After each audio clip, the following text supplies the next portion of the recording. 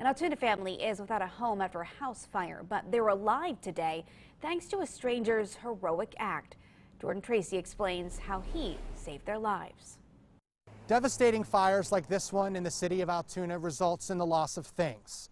Keepsakes, clothes, sometimes even the house. But things can be replaced and people can't. That's why the Rodgers family is thanking the heroic efforts of a neighbor who jumped into action. I don't know how I'm ever going to thank this man. But we're here and alive. Andy Butterbaugh makes this walk to work every morning, 5 days a week. But Wednesday morning was different. I missed a day of work this week. I was making up hours. I was in this alley about an hour before I normally am.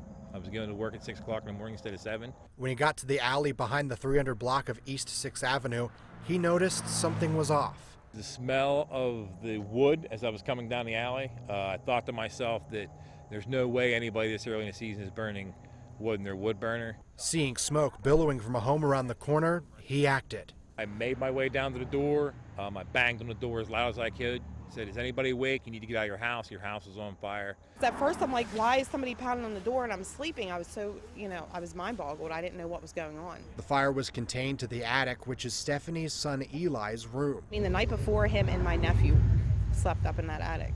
So I thank God it was that night that they weren't up there, because I don't know what would happen. Both Stephanie and Eli got out of the home safely. Andy, luckily at the right place at the right time. I think I was put here for a reason. I think they're pretty sure of that too. He's an angel because I don't even know what to say about that. I just thank God. I thank Andy. The house is currently condemned with extensive damage. Half the floor is gone. There's holes in the roof. Everything of his is gone. It's covered in like insulation and water and burnt. And I don't know if the house is salvageable. My shoes are gone. My clothes, everything. Like my PlayStation, my Chromebook. Out of the rubble, a connection that could last forever. He's going to be my friend till I die. I'm going to have him over for dinner, and I'm going to try to take care of this man and his family, and I'm never going to not be close to that family.